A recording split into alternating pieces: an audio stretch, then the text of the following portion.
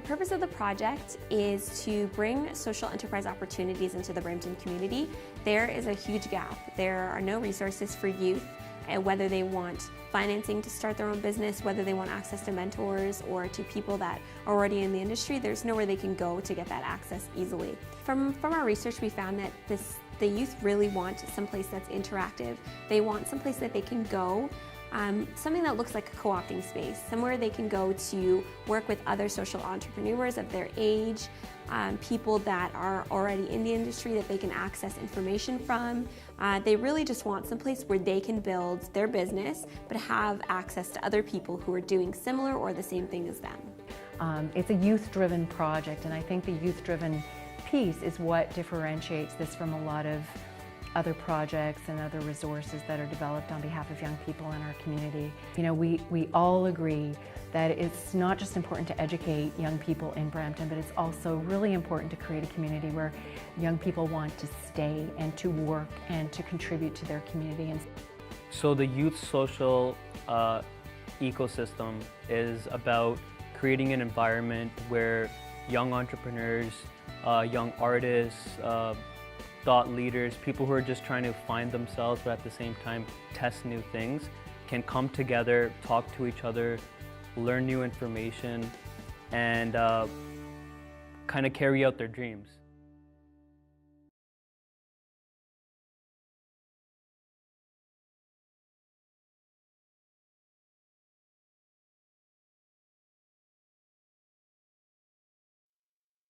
The roads in Brampton, for the most part, are not friendly places for cyclists, and neither are the pathways for those that want to depend upon them on a daily, year-in, year-out basis, seasonal basis, to get to school or get to work.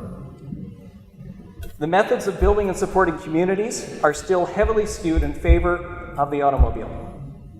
Cycling must be a choice that is available for everyone in the community.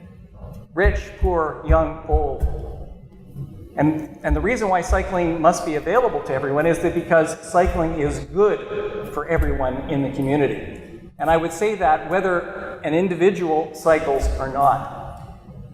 And so the young entrepreneurs that I meet that are living here and going somewhere else during the day and then coming home at night, you know, how do we keep them here? How do we keep them captive? How do we keep you guys here? And part of that is creating something and that around that vibrancy. So really what I appeal to you is what does a downtown district look like that's attractive and appealing and encourages your sort of participation in it.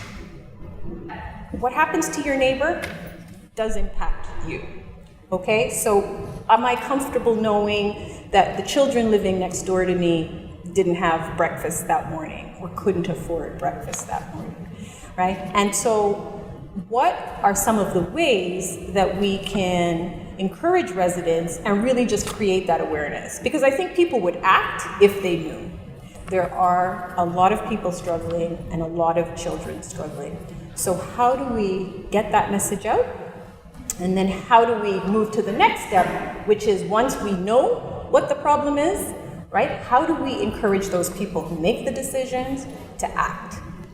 So this is a huge, huge issue that we're dealing with.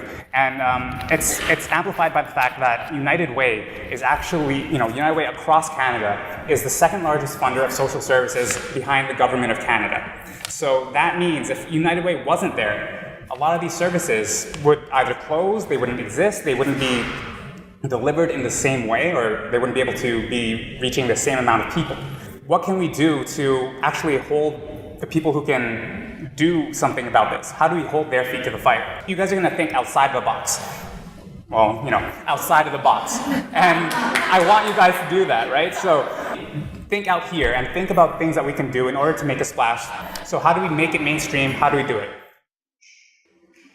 Waiting for something to happen. Yeah, we were just waiting for something to happen. Finally, I got this urge to get up and run, go chase the sun down below the horizon. I got this hunch.